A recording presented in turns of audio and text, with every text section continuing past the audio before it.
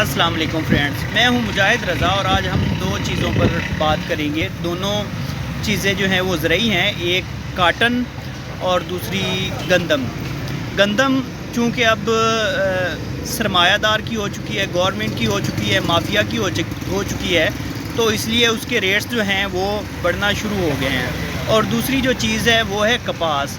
کپاس کسان کی ہے، تو جو ہی کپاس کی ارائیول مارکیٹ میں سٹارٹ ہوئی ہے تو کپاس کے ریٹس جو ہیں وہ گورنمنٹ نے جو فکس کیے تھے اس سے بھی ڈاؤن ہونا شروع ہو گئے ہیں۔ تو آخر یہ کب تک چلتا رہے گا، یہ سرمایہ دارانہ نظام، مافیا کا نظام اور یہ گورنمنٹ کی بلیک میل، اور کب تک یہ کسان جو ہے ظلم کی چکی میں پستے رہیں گے؟ آخر کب تک؟ اگر ایسا چلتا رہا تو وہ دن بعید نہیں ہے جب کسان ان سب چیزوں کو چھوڑ جائے گا اور وہ بالکل خاموش